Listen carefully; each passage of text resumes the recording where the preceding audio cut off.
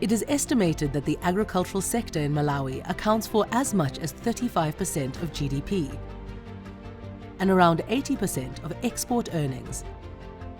With crops such as tobacco currently leading the way, bird's eye chilies grown here are known for their intensity, often reaching the higher end of the Scoville scale, and that unique flavor and heat has the potential to position Malawi as a bigger player in the global chili trade, worth approximately $4.8 billion US.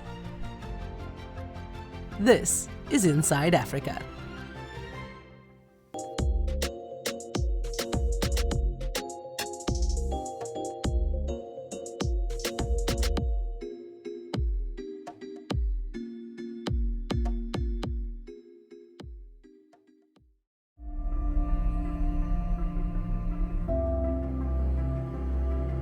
In southern Africa, the Mulanje Massive Mountain Range is a World Heritage Site, famed for its natural beauty and cultural significance. But beyond the landscape, Malawi's agricultural heartland has also gained a global reputation for producing a small fruit that packs a powerful punch. The bird's eye chili is grown across Africa and Asia, but it's the African variety, thicker, hotter, more pungent, that's become the backbone of one of the world's most recognizable flavors, peri-peri. In Malawi, that same chili is part of daily life. The bird's eye chili is so famous because of its taste, its pungency, it's very spicy, and it just goes well with every meal. I mean, I myself, who have grown up with chilies, I have it honestly for breakfast, lunch and dinner. And it's loved all over the world for its taste. It really adds to a meal. The Malawian bird's eye chili is known around the world to be the best one, in fact. It's very pungent in terms of the heat of it, so it's quite high on the Scoville heat scale. Normally the bird's eye chili starts from about 50,000 and can go up to 175,000 plus. And the Malawi bird's eye chili hits the higher ends most times.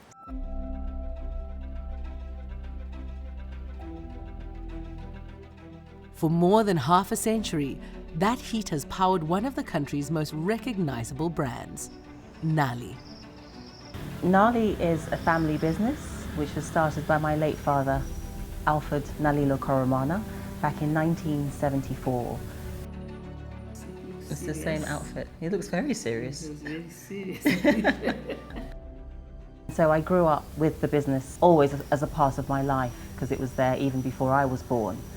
And it was lovely to come in on summer holidays and I would help out on reception and just sort of get a feel and a sense of being a real part of this business. I've loved to see it grow over the years.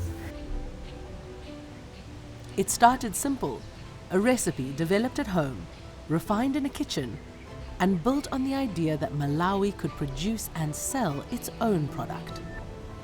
NALI was a simple little company that started in my parents' kitchen, so really from very humble beginnings. And they used to run these little experiments of the recipe and until they got it right. And then they decided after it was well received by family and friends to build a little factory on NALI farm, and it just took off from there. Today, Orpa Koromana Baralucci runs the business her parents built. But its foundations haven't changed. It's still rooted in the same land and the same crop. It started when we bought this land in Luchenza and we started farming. After trying most of the crops which we are grown in Malawi, my husband got interested in the chilies because they are the ones which were fetching a lot of money on the international market that time. At first, the chilies were grown on a single farm, but demand came quickly and the model had to expand. My late father was the pioneer of starting to grow bird's eye chilies on a large scale in Malawi. Before him, bird's eye chilies were not something that were grown.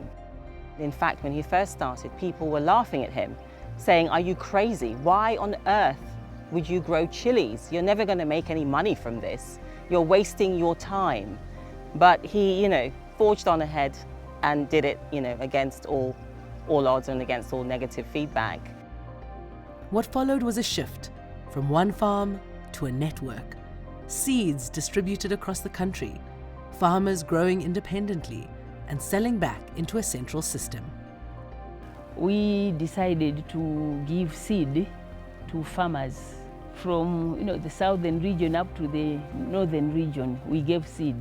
When the chilies are ready, they will phone us to say, you can come and buy the chilies. That system is still in place today.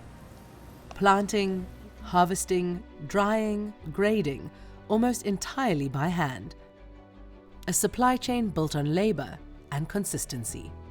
The process actually is still very much the same. We plant the plants. At harvest time, we hand pluck it.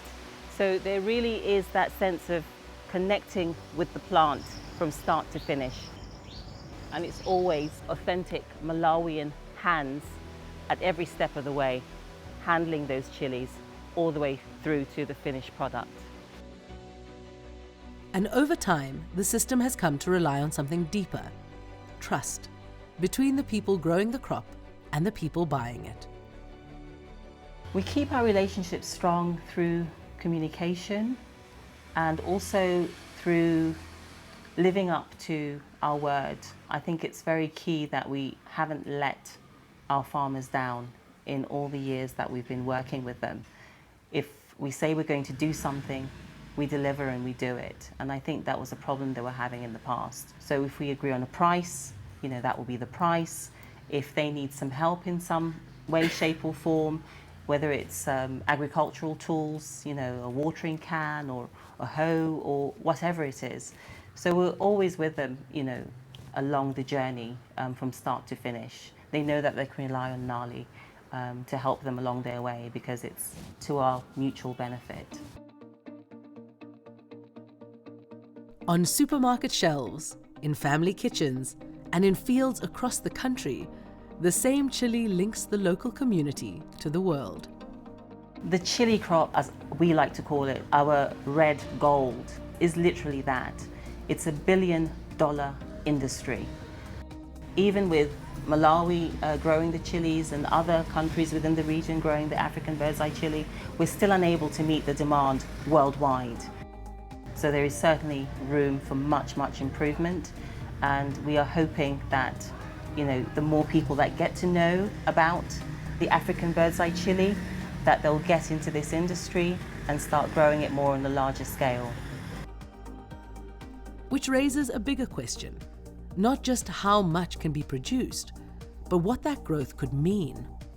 It will certainly uplift Malawi as a whole because it will be the crop that will transform this country because we'll be able to export it worldwide and basically get, great gains from it, which will trickle down to everybody within the country and raise their living standards and bring them out of poverty. But meeting that demand is not simple. To turn red pods into a product the world can buy, Malawi has to do more than grow chilies. It has to process them, bottle them, brand them, and keep the value here. Before it was just the whole chilies exporting. Now when we started producing it, putting value to the chilies, I remember some people, when they were seeing the bottle in the shop, they didn't think it was done by their fellow Malawians. For our production purposes annually, we need at least 40 tons to meet the current demand of the chili orders that we have, the finished product. But for export, honestly, the sky is the limit. We've been averaging about 200 tons, metric tons, but the market can actually sustain more than that. So we're very encouraged that more people are going into chili farming. So in the near future, we expect that to grow to at least 400 or 500 tons, metric tons and beyond.